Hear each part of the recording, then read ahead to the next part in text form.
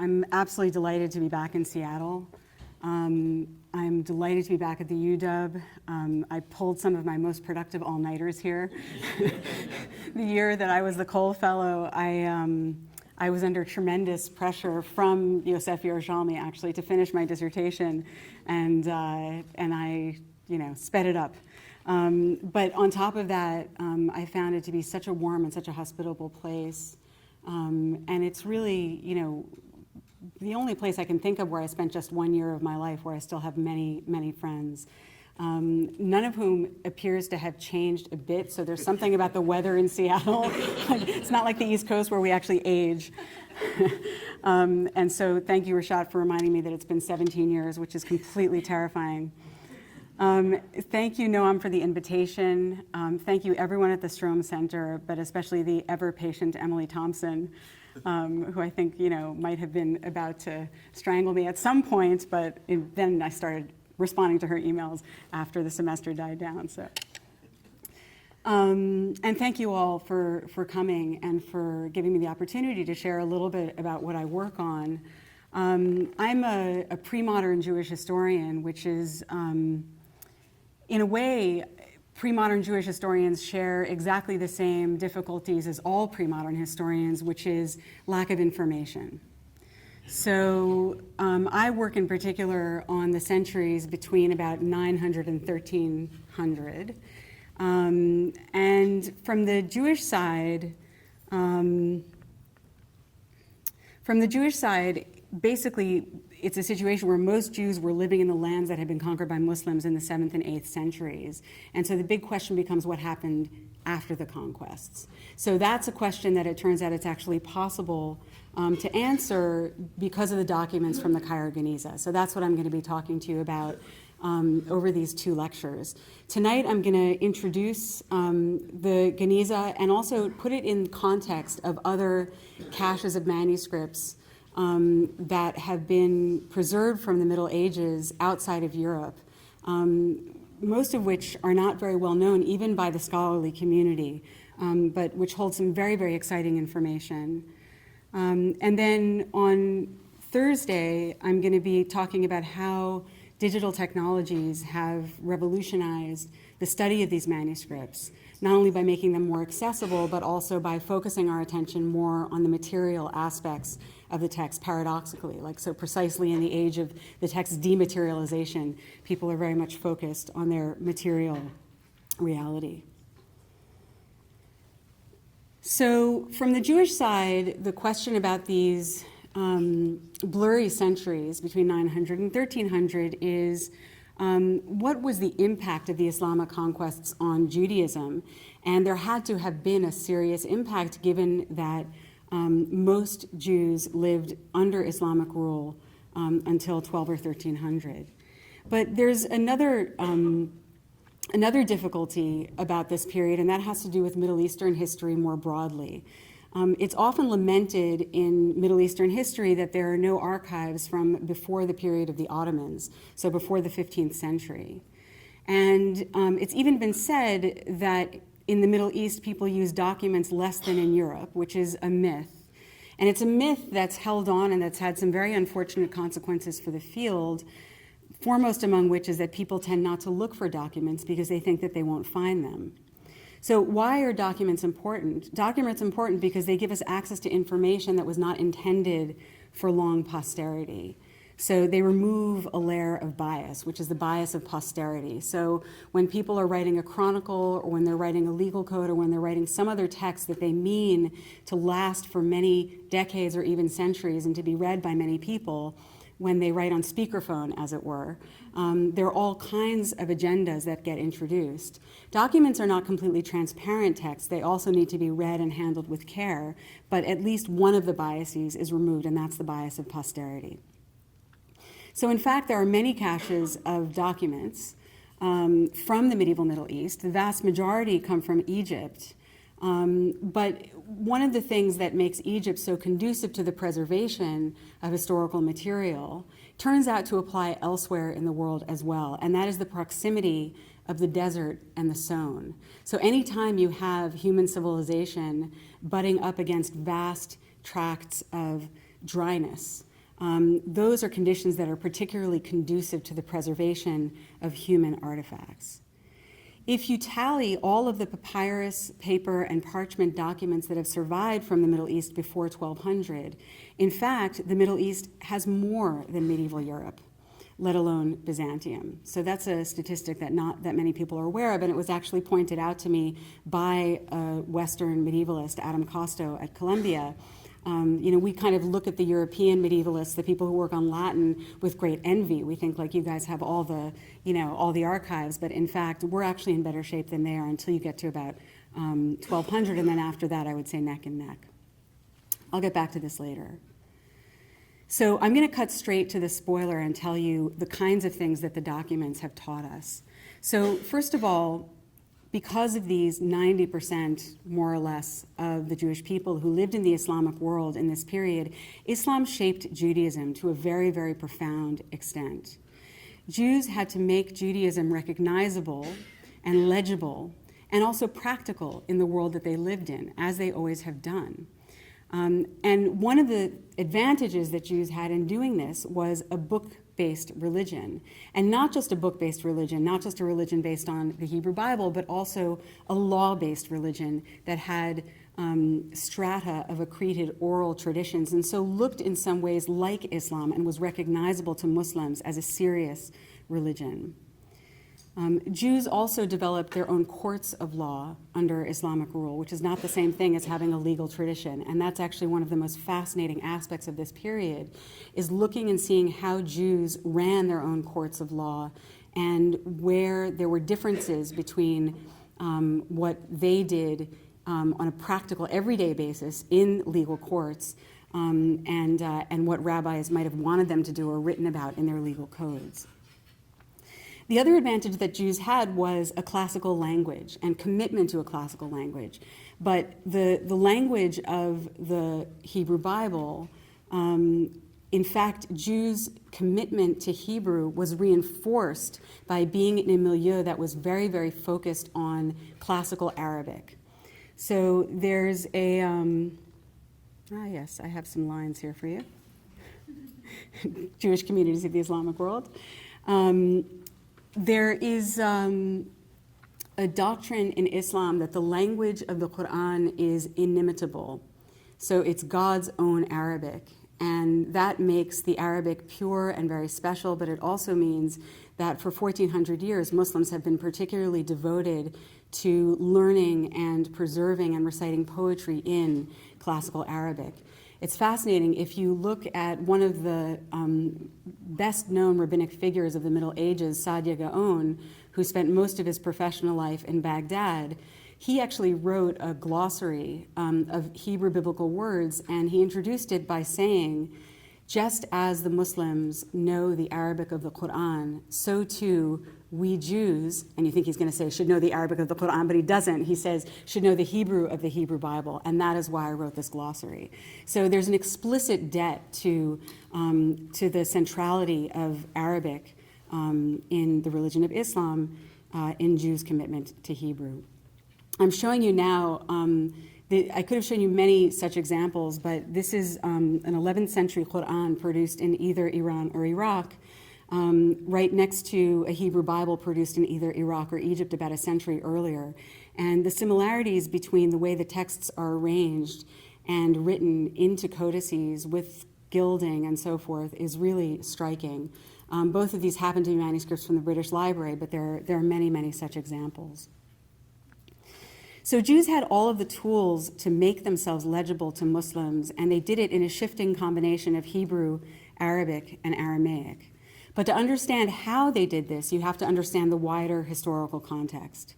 To understand how it was that rabbinic literature came to occupy the center of Jews' intellectual life, how the rabbinic construction of Judaism won out over other possible constructions of Judaism, why Judaism never developed a papacy or church councils, or for that matter, a grand mufti, relying instead on a kaleidoscopically shifting network and nodes of rabbis whose opinions Jews were actually under no obligation to follow, but did anyway. And above all, how the rabbis convinced anyone to listen by relying entirely on persuasion rather than coercion. To understand any of this, you have to understand it in its historical context, and that context is an Islamic one. So I'm going to turn to what I'm going to call, for better or worse, Jewish geography. At the time of the Islamic conquests, the two largest communities in the world were to be found in Mesopotamia and Syria, with other important communities in Asia Minor and in Egypt. So the most significant thing, the maps that I'm going to show you now and then the next one demonstrate for my purposes today is this, that in the early 7th century, most Jews in the world lived in regions that the invading Muslim armies would conquer in their very first decade of campaigning outside the Arabian Peninsula. So Palestine fell between 636 and 640. Egypt fell in 640, Iraq in 642. And what that means is that before the last Sasanian Shah of Iran was killed, before the Byzantine Emperor Heraclius knew that he'd permanently lost the Eastern Mediterranean, most of the world's Jews were living under a single polity, and they would continue to do so for the next half millennium and more. So it's long been known that the idea that the Islamic conquest proceeded in an Islam or the sword fashion is a myth. In fact, conversion to Islam was a very slow and gradual process. The graph that I'm showing you right now is from a book that was published in 1979 by Richard Bullitt, where he attempted to do a quantitative and statistical study of rates of conversion to Islam.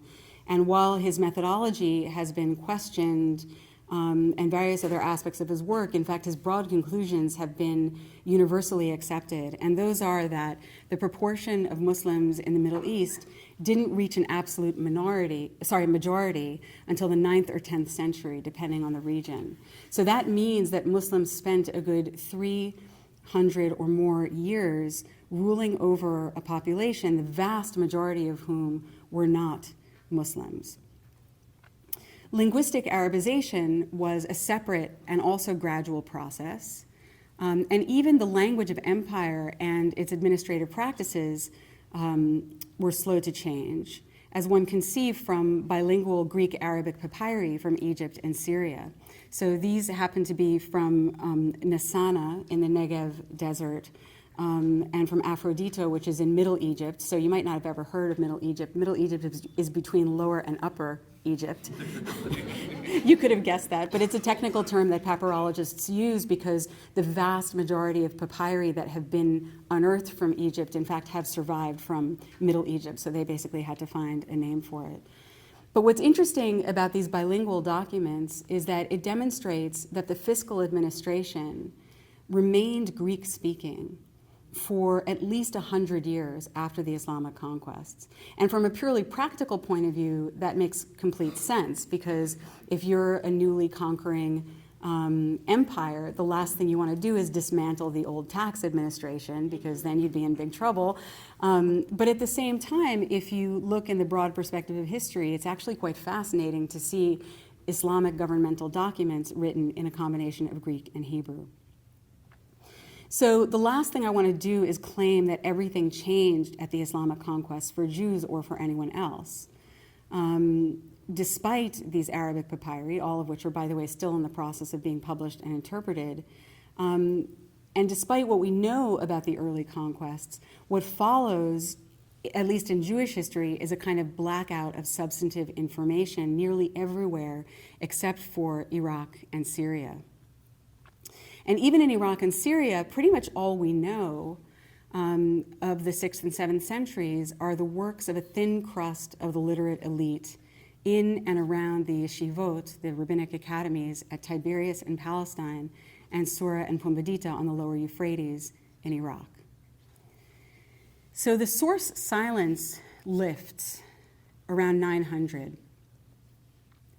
And when it does, not only were there dense and well-organized Jewish communities all over the vast expanse of the Islamic world, those communities were urban and prosperous to an astonishing degree. The scattered bits of information that we have indicate that Jews adopted Arabic actually earlier than Christians, likely because they tended to live in cities, and cities were also where Muslims lived and Muslims spoke Arabic. By the year 900, even the yeshivot of Sura and Pumbedita, where the Babylonian Talmud was produced, themselves had moved to the capital city of Baghdad, the capital of empire, and at the time, the most or second most populous city on earth. So let me just say a word about that. A conservative estimate puts 9th century Baghdad at 500,000 inhabitants. So for comparison's sake, remember that after imperial Rome, no city in Europe would reach 500,000 inhabitants until 17th century Paris and London. The less conservative population estimate for 9th century Baghdad is closer to 1 million inhabitants, and that would make its only medieval rival 8th century Chang'an. So the people who ran the yeshivot in Baghdad and in Palestine, the Geonim, were a cosmopolitan bunch, and they were educated not just in canonical Jewish texts and methods, but also in Islamic jurisprudence and philosophy, and also in the Arabic language. So this is a letter from the Cairo Geniza, and I'll back up in a little bit and tell you sort of how this survived and why. But I just want to show you this letter because this is by Shmuel ben Chofni, who is somebody who produced quite a few writings that have survived for posterity and survived in manuscripts that, were printed at the earliest printing of manuscripts. In other words, this is somebody we never really lost sight of. And we never lost sight of him because he's one of the most important legal thinkers that Judaism ever had. This is a letter that he wrote to a supporter of his in Fustat around 998, and it's in Judeo-Arabic, which is Arabic and Hebrew characters. So most of the Jewish documents from this period, in fact, are in Judeo-Arabic, kind of the way Yiddish is a medieval dialect of German written in Hebrew characters, or Ladino is medieval Castilian in Hebrew characters. So Judeo-Arabic is simply Arabic in Hebrew characters. So Shmuel ben Chofni writes, "Please thank on my behalf David ibn Babshad, Persian name. May God support him, since he has extended toward me every kindness, benefited me, and been loyal to me. Let him know of the esteem in which I hold his loyalty." So he's basically writing to people who have helped him with fundraising. The great traders around the Mediterranean also donated lots of money to the yeshivot. I'm not going to make any explicit link with what Noam was saying earlier, but you should know there's a very long history of this in the Jewish community. And what's fascinating about this letter, and I actually knew this letter for quite some time before I realized this, is that, so in Arabic, when you're writing a letter, and this is true in Judeo-Arabic as well, you can't say somebody's name without blessing them immediately afterwards, unless you hate them, in which case, may his bones rot would be an appropriate blessing. But for the most part, you want to say something really nice, like may God support him. But what's fascinating is that in this letter, every time Shmuel ben Chofni says may God support him, he actually switches into Arabic script. So this suggests that this great rabbi, in fact, had been educated in letter writing well beyond the confines of the yeshiva of Sura, of which he was the head. The kind of geographic mobility that Jews began to enjoy in the centuries following the Islamic conquests simply couldn't have been fathomable before. It was unfathomable in a number of ways. First of all, the proportion of Jews, especially male Jews, who now traveled. The number of voyages that a Jew was likely to undertake over a single lifespan, the distances that a single person could traverse on a regular basis, and the techniques that Jews used to remain networked even as they traveled. So this is really the heyday of Jewish letter writing, which makes it a particularly fascinating period to study. So one thing of which my research over the past 10 years has convinced me is that the map of medieval Jews, this map of medieval Jews, is good as far as it goes, but it simply doesn't go far enough. The map should look something more like this. By the 9th century, Jews had reached China. In the late 11th and 12th centuries, traders were making money hand over fist in the India trade, and Jews were among them, especially the Western Indian Ocean. But in the 13th century, there was a Jew in the Eastern Indian Ocean, in Sumatra, who died leaving his wife in Egypt in doubt as to his whereabouts and whether she could legally remarry. So this is on top of the routes that we already knew about around the Mediterranean. And it's forced me to sort of expand my notion of which Jewish communities we should find significant. I sort of had this, I work on Jews under Islam, which might sound weird to you, but I was afraid to go east of Iraq, and now I realize that there's a whole thing going on in Central and even Eastern Asia that has to be connected with what's going on in the rest of the Jewish world. Okay, so how do we know all this? We know all this thanks to the documents of the Cairo Geniza. Geniza studies is a rapidly changing field. So even if it's a field that you follow or that you know something about, I'm going to give you a primer and maybe some statistics that you haven't heard before, which is one of the exciting things about working in Geniza studies. Things are changing rapidly. So the word Geniza, it's a Hebrew word, Geniza, comes from the phrase Beit Geniza, which is a chamber, a special chamber in which you put any kind of text in Hebrew writing, especially a text that could possibly contain the name of God in Hebrew characters. So there's a belief in the sanctity of God's name and by extension in the sanctity of Hebrew script. That's at least the explanation that we're normally given for the existence of the Cairo Geniza, although as I'm going to argue in a bit, I think things are a little bit more complicated than that. The Cairo Geniza was preserved in the medieval part of Cairo, which actually wasn't called Cairo, it was called Fustat. So this is Fustat. If you go today to Cairo, you can visit it. Don't ask people for Fustat, ask them for Coptic Cairo, which is what it's called now because of the large number of medieval Coptic churches there, which you see in the larger map in yellow. But in the blue there is a synagogue that still exists, the Ben Ezra Synagogue.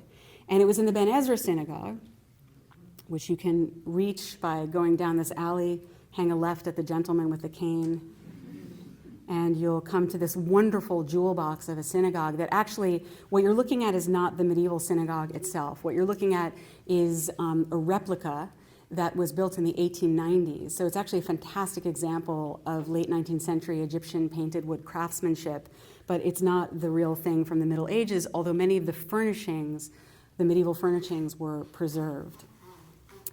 You can see just above the columns that there's a mezzanine level, and it's in that mezzanine level, which is the women's section, that you find a little hole in the wall, and that was, in fact, where Jews from this particular community would deposit their worn manuscripts and documents over a very long period of time. So there's a wonderful book that describes the discovery of the Geniza by Western scholars. Of course, people who lived in Cairo didn't have to discover it because they knew it was there already. But it's like who discovered America, right? But the Western scholars who discovered the Geniza, there's really fantastic page-turning stories about them. And Adina Hoffman and Peter Cole actually went into the archives, preserved in some cases by the grandchildren and great-grandchildren of these scholars and explorers, and put together the story of the discovery of the Geniza by scholarship. And it's a fantastic book. I highly recommend it. It's a page-turner, but based on very, very serious scholarship. On the cover of Hoffman and Cole's book, you see a picture of a man holding his head and surrounded by some fragmentary-looking manuscripts. This is Solomon Schechter.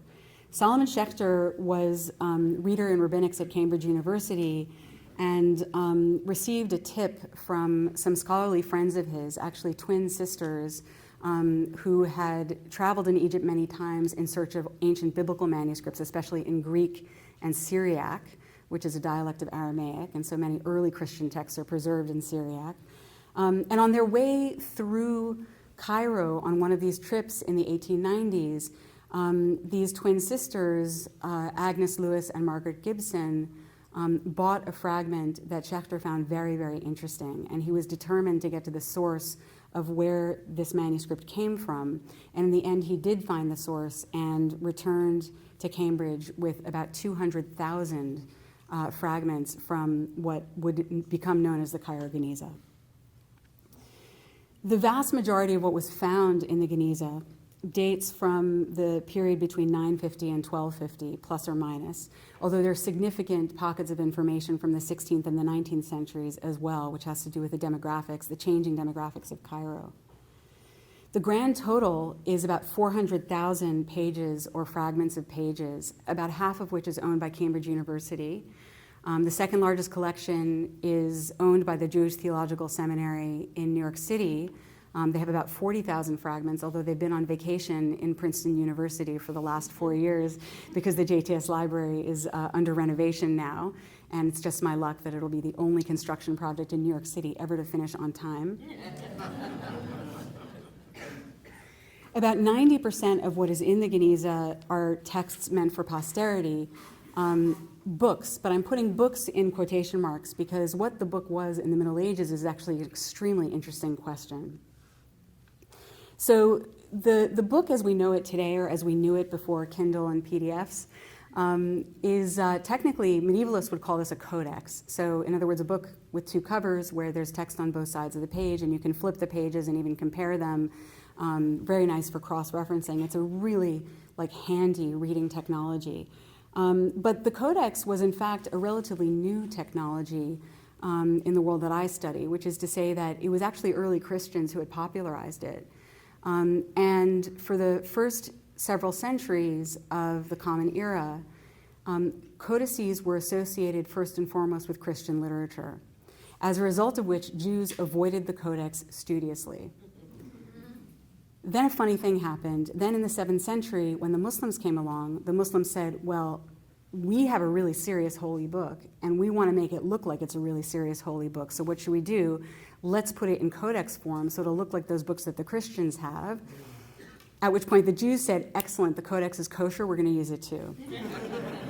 So the first Jewish codices date from the 8th or the 9th century.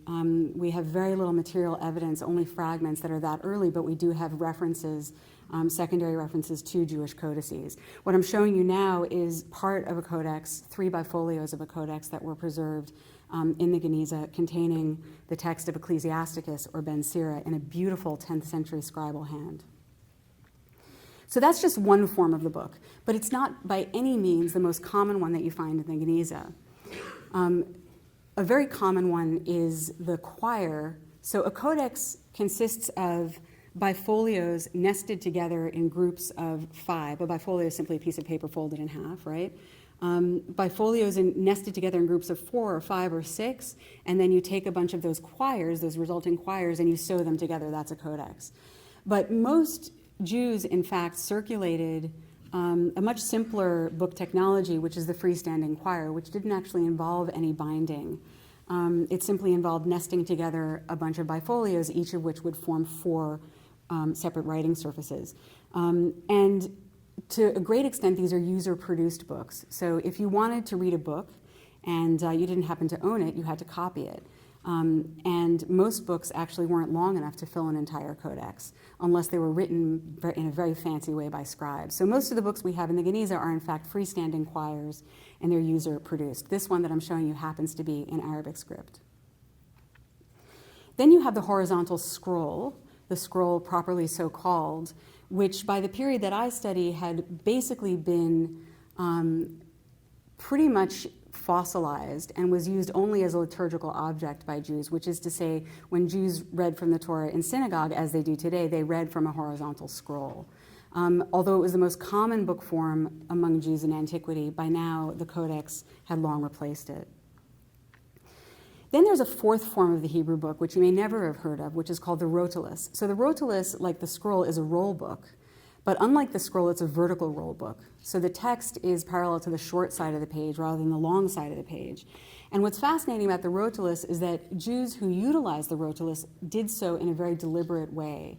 They used a rotulus. They would write their text on a rotulus when they didn't want it to circulate at all, when they wanted it to be in the form of private notes for their own personal use.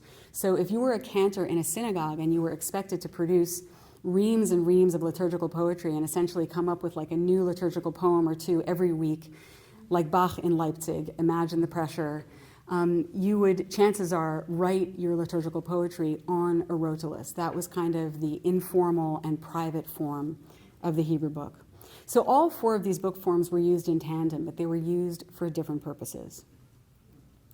So much for books. This is just to show you a close-up of what's in this rotulus. Then there are documents, and that's what I work on. So there's a kind of running guessing game, like how many pennies are in the jar, how many documents are in the Cairo Geniza. I'm, these days going public with the 40,000 figure, but if I guess like over, then I lose, I guess. My predecessor, but two, in other words, I'm basically G3 of documentary Geniza studies, but the person who really put documentary Geniza studies on firm footing as an academic field, S.D. Goitein, estimated that there were between 10 and 15,000 documents, and I know for a fact that that's low. And I know, not because I've personally counted them all, but because one of the things that I do at Princeton is I keep a database of documents, and our database right now is hovering at about 28,000, but we haven't been terribly thorough, actually. So I'm just guessing that we're bound to find another 10,000 or so. I just want to point out the first document there, the Great Fat Eunuch. We have done all kinds of things to make sure that that always comes up first when you hit the homepage of the Princeton Geniza Project. It's just too good to pass up. So what are documents, actually? So this is an example of a document. It's a marriage contract from Jerusalem from the year 1028. It's written in a combination of Hebrew and Aramaic in a very nice scribal hand. And what's wonderful about it is even if you didn't know that it was a legal document, you could probably guess, because at the bottom you see that there are lots of different hands. And in fact, what those are signatures, and they look like this. This is actually a pretty scribal bunch. This is a pretty literate bunch. You don't always find that. Sometimes you find people who can barely write their own names in Hebrew, which is even more fascinating. But these guys are very, easy to identify and to decipher. So the documents include legal documents. We've identified something like 1,500 legal documents so far, which include marriage contracts and any kind of legal deed, so deeds of manumission for slaves, deeds of sale for real estate or for much smaller items, powers of attorney, that kind of thing, just normal, court documents that you would have produced in the course of business, which opens the question of why did Jews in fact choose to have documents written at a Jewish court when they were also perfectly entitled to have documents written at a Muslim court. The other really fascinating area of research for me right now, I just taught a graduate seminar on this, and I hope to keep working on it in the future, is the Indian Ocean trade.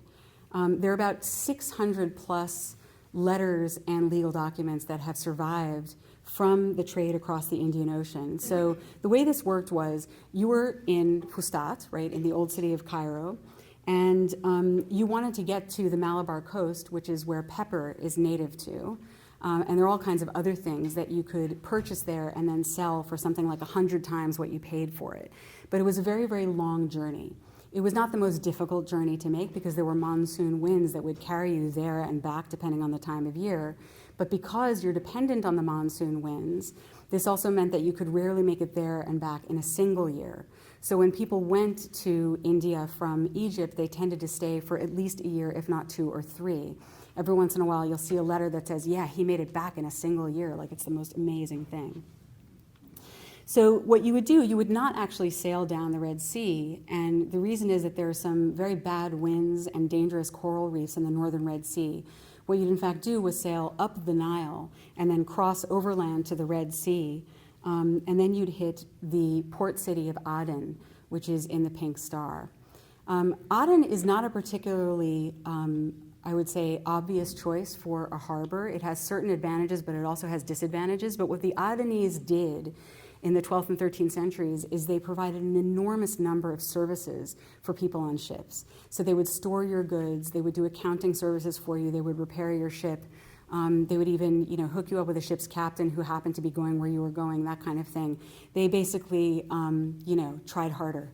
And as a result, they developed a very burgeoning and fascinating port. So this is a letter that's written by one of the major people in Aden, Madmun ibn al-Hasan ibn Bandar, a Jewish guy probably of Persian ancestry.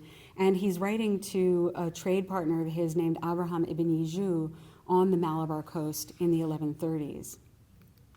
The letter is very long, as you can see. Madmun, he had a lot to say. Madmun ibn al-Hassan he's known to us from dozens of letters, but even more interestingly, his tombstone has actually survived in Aden. I didn't take this photograph. I found it in an article. This was taken in the 1980s. It's not so easy to see, but you can actually, if you play with the resolution, see Madmun's name, and that's how we know his death date.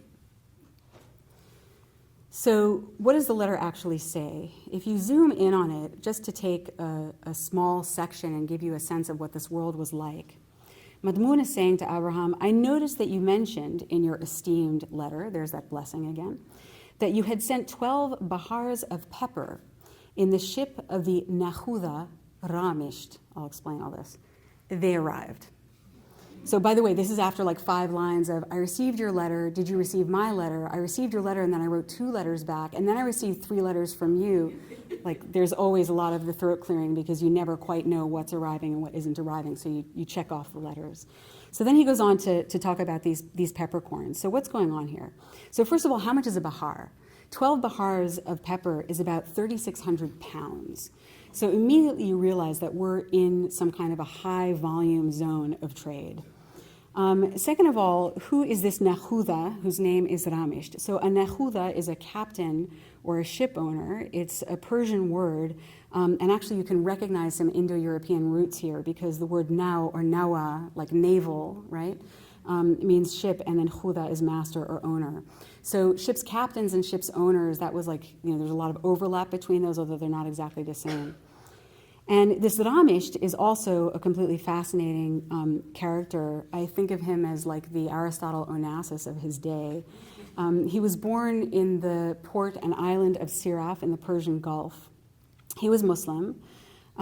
He's recorded outside of the Geniza as having brought in a single voyage from Canton in China to Aden merchandise worth 500,000 dinars, which if you calculate that in today's dollars is somewhere between 500 million and $1 billion. So we're talking about some very, very high volumes of trade. He was so wealthy that he founded a hospice on the Arabian Peninsula in 1135. He donated the covering of the Kaaba in Mecca, which was made out of Chinese silk. And in fact, his epitaph has also survived. So this is the world that we're operating in. And before the Geniza, and in fact before these letters were deciphered, starting the 1950s, and they've only just begun to be published in the last 20 years, we had no idea this was going on. So that's one of the reasons that I say we have to completely revise our map of the Jewish world. The worlds of the Mediterranean and the Indian Ocean were in fact connected, and it wasn't until I began studying the Indian Ocean documents that I understood that in fact much of what was being traded on the Mediterranean, and we have reams of evidence about the Mediterranean trade, but it turns out a lot of those commodities in fact originally came from the Malabar coast or points beyond. But what that meant is that there were traders who actually had to bridge both worlds, the world of the Mediterranean and the world of the Indian Ocean, and they were very different worlds. And we know this because of letters like this. This is a letter from the island of Dahlak in the Red Sea, which was a kind of city-state port type of thing, written in the early 12th century by an India trader who was originally from Tripoli in Libya. And he's writing to his brother back in Libya. And this is what he says. Then we left Al-Maqlain, some kind of port, we don't know where it is, and set sail in a ship that had in it not a single nail of iron, but rather was tied together with ropes. May God protect us with his shield.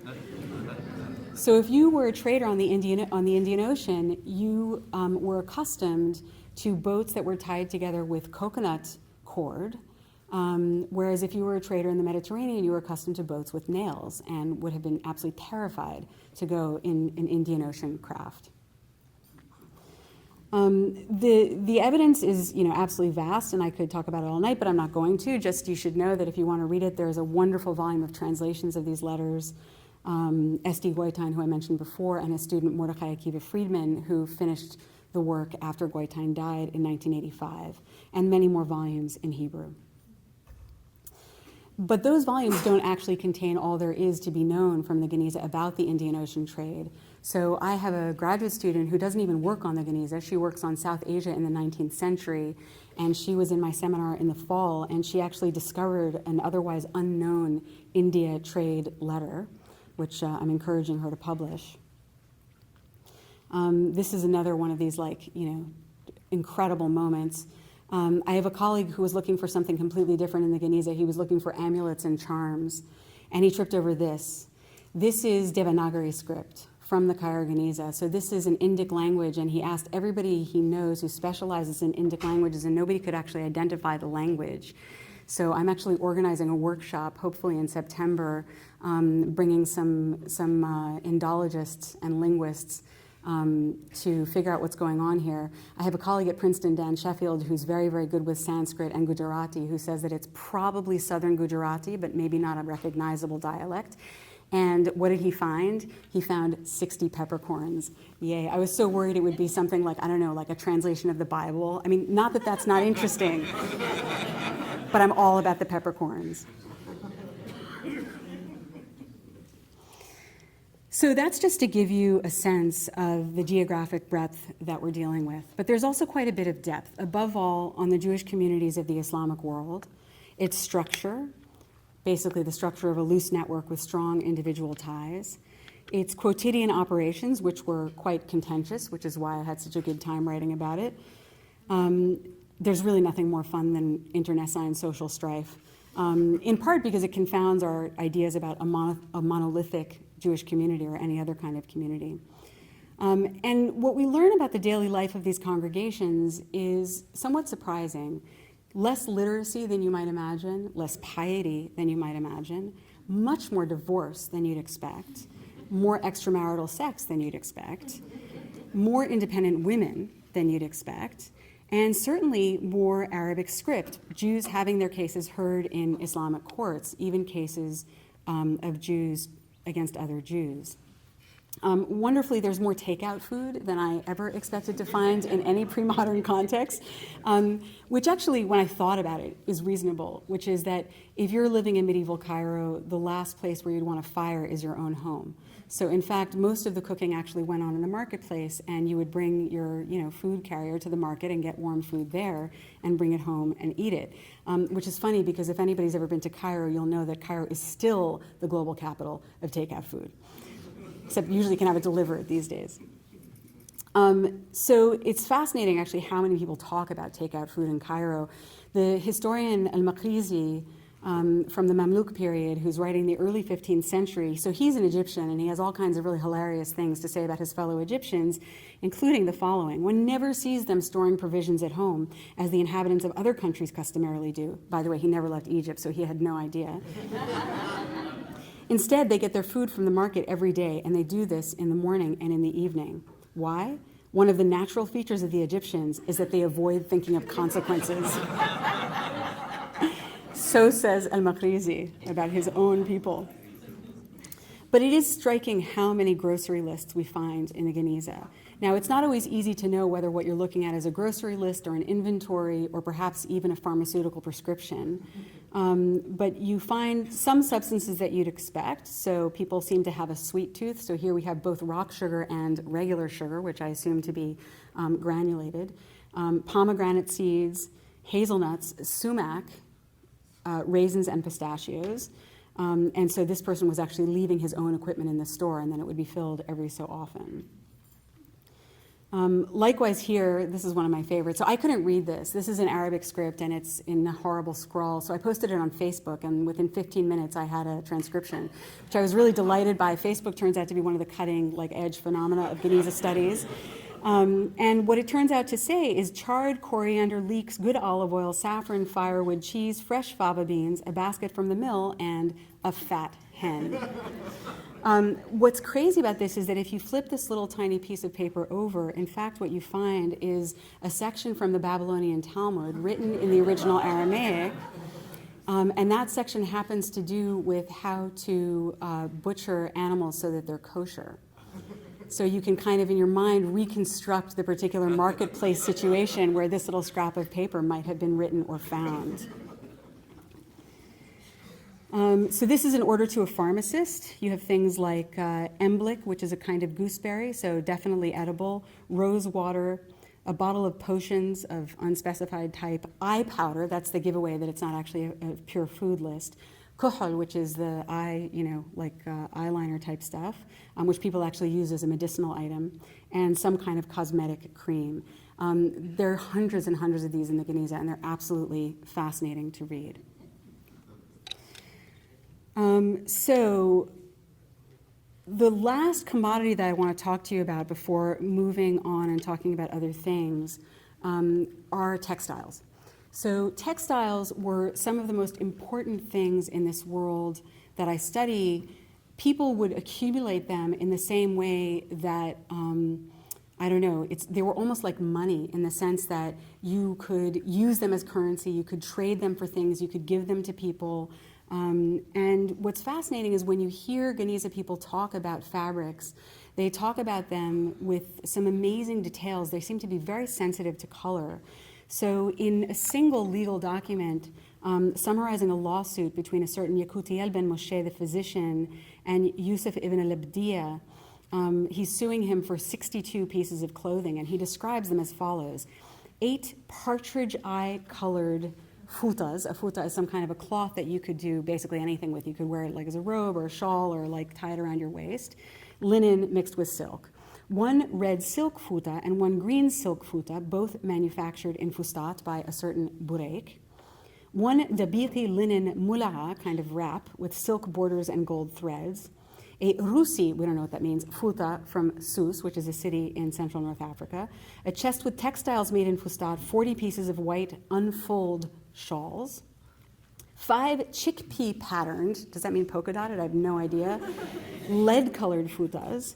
A complete separately packed goat's hair futa, 2 matching women's half mantles of high-quality brocade with markings, 1 piece of triple thread fabric, 1 fold half robe, and a loincloth for bundling them all together. Now, this is a bunch of items that somebody took somebody else to court over. So you can imagine the value that was put on it, and also you can see the care with which people described it in great and loving detail. I'm going to actually skip this in the interest of time and show you Moses Maimonides. So Moses Maimonides, the great medieval Jewish philosopher and jurist, was born in Cordoba in 1138 and moved with his family to Fez in Morocco in sometime in the 40s or 50s, we're not exactly sure. By the 1160s, he had moved to Fustat, and he spent the rest of his life there until 1204, so about 40 years, acting sometimes as the official and sometimes as the unofficial head of the congregation that prayed in the synagogue where the Geniza was kept. Lucky for us, because that means that many of his drafts of, for example, his philosophical work, The Guide to the Perplexed, in fact, have been found in the Geniza. But wonderfully, another thing that you find of Maimonides in the Geniza is little throwaway notes. So I wanted to share one with you. This is his absolutely horrific handwriting. It's very hard to read, although if you're from Al-Andalus in the 12th century, it's not hard to read. But if you're from Cairo in the 12th century, it's pretty hard to read. So this is what he said. And I've put the Judeo-Arabic in italics and the Hebrew, because he's code switching, the Hebrew in Roman type.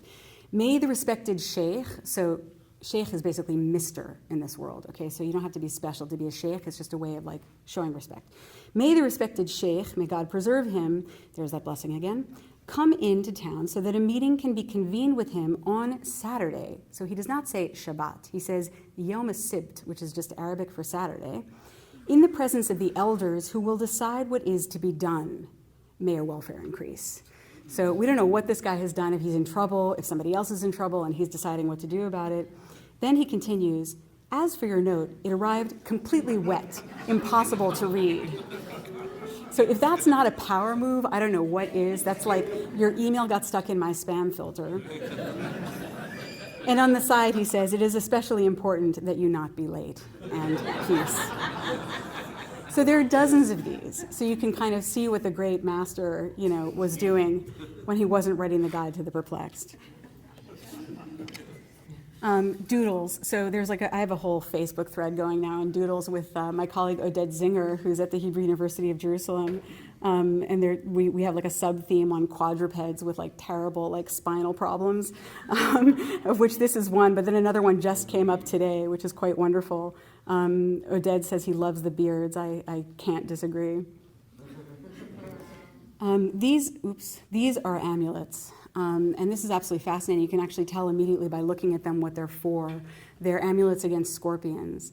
And whoever wrote them in multiple, and then would just detach one and presumably sell it, but wasn't terribly successful because there are only 3 of them actually missing from the sheet. So Adina Hoffman and Peter Cole make the comparison in Sacred Trash between the Geniza and the Dead Sea Scrolls, and in their estimation, the Geniza is actually more interesting. So one of the things that they point out is that the Dead Sea Scroll consists almost entirely of texts that we already knew, with very few exceptions, whereas the Geniza consists mainly of texts that we didn't know before. So for every marriage contract that you find from the Judean desert, from the first centuries of the Common Era, you find hundreds of marriage contracts from medieval Cairo, the Mediterranean, and the Indian Ocean. So what this means is that this vast blank that we had in the history of the Jews, we can actually fill in, and we can fill it in an enormous amount of detail. My colleague Eve Krakowski at Princeton published a book about 6 months ago in which she actually managed to calculate not only the divorce rate among Jews in medieval Cairo, which is about 50%, but also to figure out a lot about Jewish childhood. And she did this based on marriage contracts. How she did it, I still have no idea, though she's explained it to me. She's kind of a magician. And what she figured out is that only a tiny minority of children in this world would actually grow up with a stable set of adults in a single household. So there was simply a very different notion of home. So when we think about the Middle Ages and we think that these people are basically like Victorian or, Leave It to Beaver or something like that, or like they're living this perfectly pious life, we really have to think again. If you think about the implications of her discovery for the transmission of Jewish tradition, it becomes even more interesting. Because what does this mean? This means that religion in an age before printing and an age before mass literacy is largely mimetic. So you're doing what you've been taught to do at home. But if you have many homes and you're exposed to the traditions of many different relatives, that means there's going to be quite a bit more mixing up of Jewish traditions than we might have imagined. And that's something that I can corroborate on the basis of looking at Karaites and Rabbinites, among whom there was quite a bit of mixing of traditions in this world. So this is a very fortunate discovery for the history of the Jews. It happens also to have been a very fortunate discovery for the history of the medieval Middle East. If the most important Jewish geographic fact of the 7th and 8th centuries was the unification of the Jewish world under Islamic rule, the most important Jewish geographic fact of the 9th and 10th was the fragmentation of the Islamic world into petty principalities and rival dynasties. And that begins to be really interesting in the way it converges with the Geniza. So it's right around 900 that you begin to see the rise of these petty principalities all over the Islamic world. These are actually maps from the book that I have coming out in November, and I'm attempting to do like a little animation here. So basically keep your eye on the ball. The Abbasids, who had been ruling since 750, are in the lavender, and people who are loyal to the Abbasids in the lighter shade of lavender. But in 909, an upstart group of Shiites called the Fatimid dynasty arose in central North Africa and declared themselves to be caliphs as well, which went against everything that the political theory of the caliphate said, which is that there could only be one because the caliph was the substitute for God on earth. So here were the Fatimids in 909 proclaiming themselves to be the true caliphs and the Abbasids to be usurpers. So what the Fatimids did, this is where you need to watch carefully, is they eventually conquered Egypt and Syria, and at a certain point threatened to conquer even Baghdad itself. What this meant is the Fatimids happened to be ruling over Egypt and much of the Mediterranean in a period when the trade of the Mediterranean was enormously lucrative. And not only that, they were ruling over basically the linchpin between the Mediterranean trade and the Indian Ocean trade, and they knew it. So they were doing everything they could to make the lives of these traders easier and to cultivate the trade and then to tax it. So it began to dawn on contemporary observers that the West had now eclipsed the East. A geographer in about 983, who himself was from Palestine, said, "Baghdad has been superseded until the day of judgment. Egypt's metropole has now become the greatest glory of the Muslims." So this is a momentous westward shift. And it's precisely in this westward shifting world that you begin to have documents placed in the Geniza. So what this means is that it's an incredibly fortunate confluence of events, not just for Jewish history, but also for Middle Eastern history. The Fatimids founded Cairo. So now when I'm talking about Cairo, I'm talking about this up here, which is a Palatine complex. They founded it in 969, and they named it the city victorious, Al-Madina al-Qahira, which we now call Cairo. The gate I'm showing you was built about 100 years after that. So their capital now essentially presided over the two wealthiest zones of trade in the world. And lucky for us, there are also state documents from the Fatimids that have survived. And they survived in the Geniza because Jews reused them as writing paper. So what you're looking at now is a fragment of a Fatimid decree bestowing titles on a Muslim judge, on a qadi, that's been reused sideways for Hebrew liturgical poetry. And in fact, it's the liturgical poets who are always desperate for writing material who are some of the most prolific reusers of Fatimid and Ayyubid state documents. And I'll be talking about that in the next lecture on Thursday. The bottom line about all this state documentation is that, first of all, we have to lay to rest the idea that there are no documents in the Middle East from this period. Not only that, we have to lay to rest the idea that these states were somehow ruling by the seat of their pants, or that they were primitive, or that they were, incompetent, or that they were laissez-faire. In fact, there were states, and there were states with complex systems of documentation. What I'm showing you now is a tax receipt. I love taxation. I mean, not in the present day, 1,000 years ago. This is a tax receipt with 5 separate hands on it, showing a whole complicated bureaucratic procedure. So after studying these Fatimid state documents for about the last 9 years, I've concluded that, in fact, the Fatimids were very, very busy. They were busy writing documents. They were busy extracting resources, governing.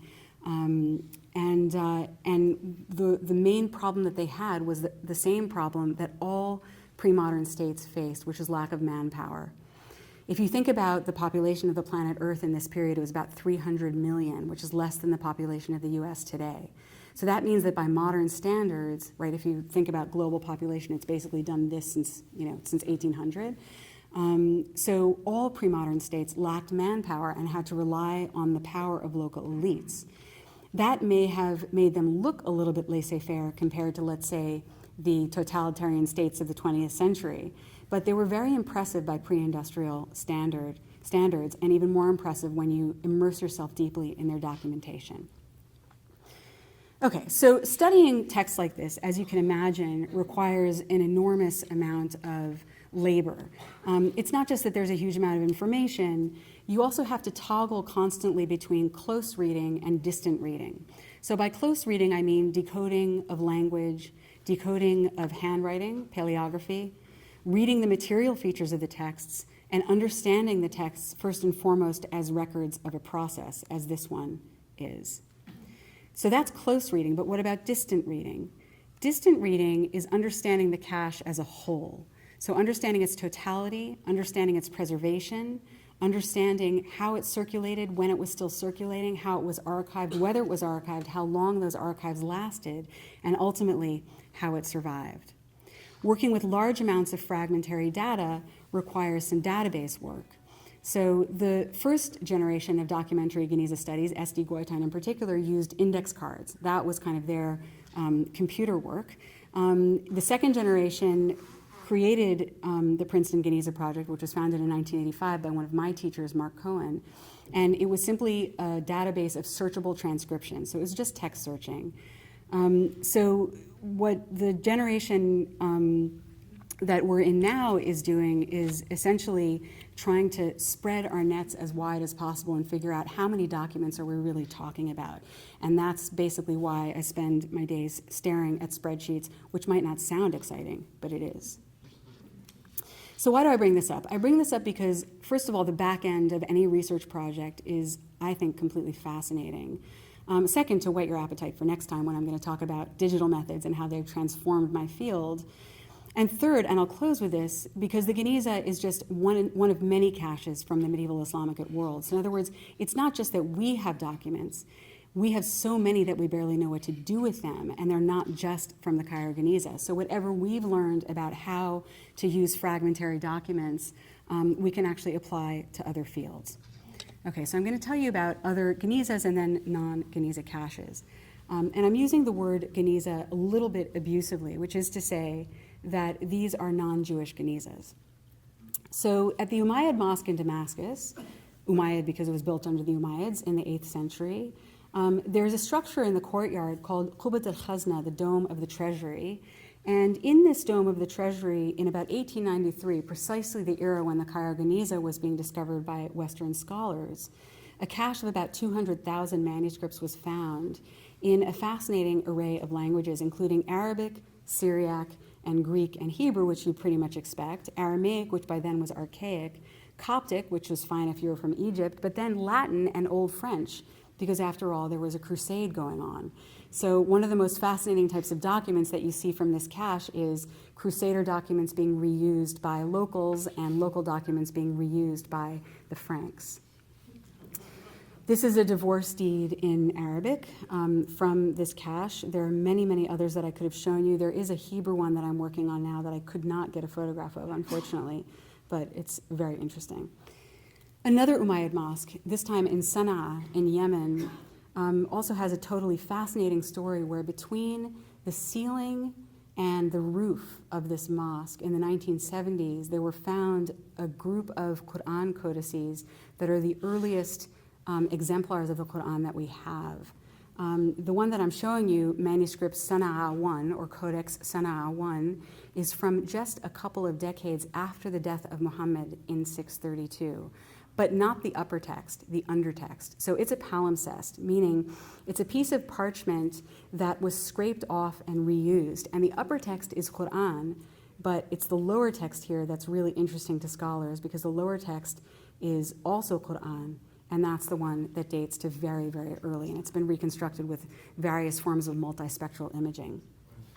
In both the Damascus case and the Sanaa case, what we're talking about is a cache of disused manuscripts that were not archived, that were placed into some kind of a limbo, not to be destroyed, but not also to be taken out and read, just like the Cairo Geniza was. So that's led some scholars to posit, and I think they're correct, that in fact there was nothing particularly Jewish about keeping a Geniza, that this was actually a region-wide phenomenon that you could find among Muslims, Jews, and Christians. It just so happens that the Jewish example that we have of it is vast and very, very, how shall we say, prolific. So that's just as far as the immediate region goes. If you push east, you find some very, very interesting things. I'm just going to go through this quickly, but Samarra in Iraq, which was the Abbasid capital for a period of about 60 years, and then abandoned, which is why it's been preserved almost perfectly, was excavated in the 1920s. It's where this famous minaret is there. And a few documents emerged from the excavation, one of which was an actual chancery document from the Abbasid state, which, like, you know, if you're in my field, this is like the Holy Grail, basically. And what's fascinating about this document in particular, it's written on papyrus, not on paper, even though the Abbasids were already using paper, but apparently they didn't have enough of it. And the script is a script that I had never seen before. It represents the missing link between some of the early Arabic scripts that we call Kufic and the later Arabic scripts like Naskhi. So this kind of explained like a whole universe. I won't go into the details, but trust me, it was awesome. If you go even further east and you go to the northern and southern routes of the Silk Road, I don't know if you can see on this map, there are little yellow boxes. Each of those little yellow boxes is something like a Geniza. So like we have the Cairo Geniza, they have 40 Genizas. This is surrounding the Taklamakan Desert, which is one of the driest places on Earth, about 10% humidity year-round, a real desert climate, very conducive to the preservation of interesting material. So Dunhuang is a place that you may have heard of. It's on the in western China, on the eastern end of the Silk Road, and there was a cave in Dunhuang that this gentleman who was a Taoist priest, had taken upon himself to guard, because the cave had been sealed in the 11th century and was reopened at the end of the 19th. And he said, wow, I really don't want anyone to get in here. At which point, of course, a Western manuscript hunter, an Austro-Hungarian Jew converted to Lutheranism named Mark Aurel Stein, found out about this stuff and, of course, wanted to do something with it. So this is one of his photographs of the cave once it was opened.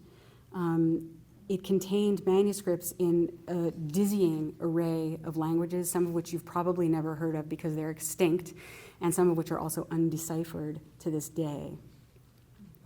This is a Buddhist manuscript from one of these caves. You've probably seen some of the paintings from the Dunhuang caves. They're very, very striking, some of the most wonderful Buddhist art that we have. Among those, I'm just going to pass over this in the interests of time. Among those finds, there was a set of finds at Dandanawilik on the southern branch of the Silk Road route, where these paintings were also found, and this is what it looked like when it was being excavated. And those letters were in Judeo-Persian, so the Persian language written in Hebrew characters. And this is actually kind of breaking news, because this is a text that, although it dates from the 8th century, and although it was excavated in the early 20th century, was actually not translated until a few years ago. It was translated by my friend and colleague Zhan Zhang in Beijing. He translated it to Chinese. I'm encouraging him to also publish an English language version, because his English is excellent. And then Valerie Hansen at Yale, who's a specialist in the Silk Road, translated his Chinese version to English. It's a little bit hard to tell, as always, in letters exactly what is going on. But what's fascinating is how much of it you can read based on what we know from the Geniza. So I write, first there's like a few sentences that I haven't actually rendered here about I received your letter, and then I received 2 letters from you, and I wrote you 3 back, that kind of thing. Then I write to inform you that Hakim the attendant, Shabli the illegitimate, and I are healthy and well. By the power of the Lord God, servants of the house are well. And then what happens is a certain local ruler and gifts that are exchanged to and from this local ruler get mentioned in the rest of the letter. So there's some kind of high-level stuff going on here that we can barely just get a glimpse of. Then you get to the news section. The news of Kashgar is this: they killed and captured all the Tibetans. And then finally, at the end of that paragraph, I donated for the war a sum worth 100 strings of coins, or 100,000 coins. So you get the sense that this, once again, is some very, very high-level stuff, which makes sense. The longer the distance you're trading over, the more likely you are to have to put your business in writing, right, to correspond with your far-flung mercantile colleagues. Last but not least, and then I will conclude, a fascinating cache came to light in the last 15 years from the Bamiyan Valley. So exactly the place where the Taliban destroyed the colossal Buddha statues in 2001. Right around that time, or a little bit after, medieval documents started appearing on the antiquities markets and in the inboxes of scholars like me, essentially being asked to authenticate these documents, which of course we didn't want to do because they were completely unprovenanced. In the fullness of time, the National Library of Israel managed to scrape together enough funds to buy about 280 of these documents, and they're absolutely fascinating. So I'm showing you a map here of the cities of Bamiyan, which I just showed you, and Ghazna, so just keep that in mind because these are the 2 cardinal points. This is another letter in Judeo-Persian, translated by my colleague Ophir Chaim. You can see there's Arabic script at the top and also on the verso for the address. And it's a beautiful letter. It's a brother writing from Ghazna, where he's working, to his brother at home in Bamiyan. The letter of the beloved brother, may God grant him life, arrived. I read it. I became joyful at the news of his good health. May God bestow good tidings. If I were able to make a living in Bamiyan, where he's from, I would have acted according to your wish long ago. I am not acquainted with any other profession, and I am not a man accustomed to traveling and to being remote from home, and I cannot do these things. And you know that in this business and work that I do, if I'm absent from the shop for one day, I will be without profit that day. Therefore, how am I supposed to be without work for half a year while the door of the shop is closed here and the supplies are running out and I sit there without work? In other words, how can you expect me to come home and visit you? Because I'll starve. If you say that the answer to the matter is that I am here and they, my family, are in Bamiyan and therefore I should come to Bamiyan, by no means will this be acceptable to me. And then he goes on to say, I'm concerned about our mother, since my heart is preoccupied with her very much, for I know that she is in sorrow. So, I mean, who hasn't, thought about this, especially if you have a child in college or working in another city or something like that. So no high-level trade here, just a struggle to survive and to stay in touch with family. Okay, so to conclude for this evening, I hope I've given you at least some sense of the joy of discovery. Not just discovery of the unknown, discovery of documents that in some cases have never been seen or deciphered since the time when they were written, but also the joy of discovering that the medieval Jewish world was much vaster than we knew. It was also intimately linked to the non-Jewish world. And part of the reason that we didn't know this is that Jewish history was written for many decades from the perspective of rabbinic Judaism and the organized Jewish community. But what about what you might call the disorganized Jewish community? What about that part of Jewish history that you can explain only by looking at the wider history of the lands inhabited not just by Christians and Muslims, but also by Zoroastrians, Manichaeans, and Buddhists? 3, the Geniza is not an exception. It is an exception in the Jewish world in the sense that it's the largest and most and vastest Geniza that has actually survived, and it's also the oldest Geniza that have survived. There are others, but they're smaller and they're younger. But it's not an exception in the broader world that I study, and therefore we should perhaps be a little bit less surprised by all of this than we are. One final point, nearly all of the documents that I've presented to you this evening came to the attention of scholars at the turn of the 20th century. Why then are we still decoding and organizing them? This is more than just the usual slow-moving humanities field. Like we move glacially and we publish glacially. It's a little bit more than that. There's a kind of, I think, sense that all of this is a closed world that you need too many technical skills to work your way into. But in fact, it requires no more technical skills than any other of the academic pursuits that people spend their lives on. And luckily, digital technology is speeding up the research a lot. So the impact of digital technologies on all of this will be my topic on Thursday evening. And in the meantime, I want to thank you for listening.